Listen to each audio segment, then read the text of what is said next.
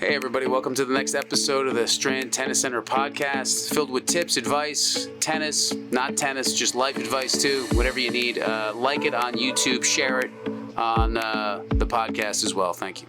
Hey everybody, thank you for this watching the Strand Tennis Center podcast. I'm Steve Kopp, I'm your host. I'm going to go over a quick little review of the ATP, maybe some of the WTA, and a reason why Sinner and Alcaraz are better than everybody now. I was reading this article. It's kind of interesting, and it's true.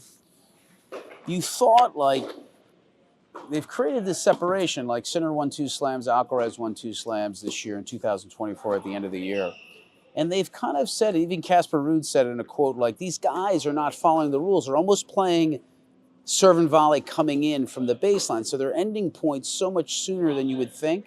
Usually you start the point, you serve, you start a rally, you start this point. These guys are ending the point within 2 and 4 shots, and it's not even first strike. It's like different. It's like the rally has very trouble getting started. It's like first strike times 10, in other words. But they have had the ability to separate even from Djokovic. Djokovic had a good year. He won a gold medal for the first time. It was huge. He got to the finals of Wimbledon. But they have a game, Sinner and Alcaraz, that is very, very dynamic. They're not one-dimensional. They can do a lot of different things, especially Alcaraz with the drop shot and all these different things. I'm just watching to see if I get hit, George. I'll just make a quick right. This is an active show. You could get hit in the head. And that's the difference. They have ability to answer a lot of different questions. So if somebody comes up with a big serve, they can handle that. Somebody comes up with a big ground stroke game, they can handle that. They have a dynamic game, and I think that's what's going on. I think they're going to be the two to beat. I think Taylor Fritz had a great year as well. He went up to 4 in the world. I think huge thing. I think Tsitsipas has got to figure out what he's going to do. He his father stopped coaching him. He's having a little problems. I think he lost his motivation. I think Djokovic is actually going to win another slam next year. I think he is. He didn't win a slam for this year for the first time in 2017, but I think he's going to win one. WTA, real quick, Coco Gauff won the WTA finals. I got a couple of stats here about money, which is an interesting thing. Everybody likes to talk about money.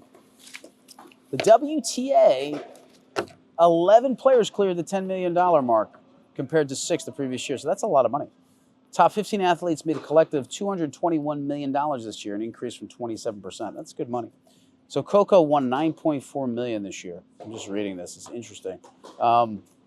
And she got all these endorsements.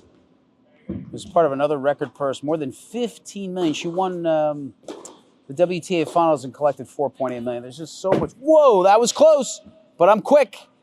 Whose fault was that? Nikita, of course. There's never any. Not safe, George, but that's all right. Keeps me on my toes. But I think the women's game is so dicey because I feel it's very, very up and down. Like Coco Gauff had a great year in 23, and then she was lost in 24, and then at the end of 24, she had a good run. It's crazy. I think Swiatek is probably the most solid, most consistent.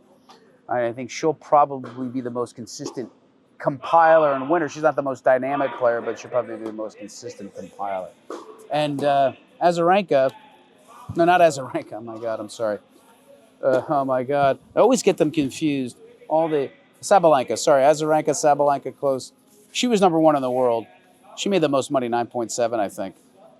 She won 2 slams, so she had a great year. So I think on the men's side, it's Alcaraz and Sinner. On the women's side, I think it's going to be Swiatek is going to be number 1 at the end of this year. But that was a quick one, George. I just wanted to go through the end of the year. WTA is interesting. And the other thing is I don't think they get enough time off. In December, it's a joke. They only get like 3 weeks, and then they have to go to right after Christmas down to Australia and get ready for all these events. It's too long the season. These tournaments want too much. They want their money, these tournaments. They want fans. They want people to play. They want their money. So I think I think they should cut the season by 7 events, but I think it's going to be really hard to say no to that money. But that's my take.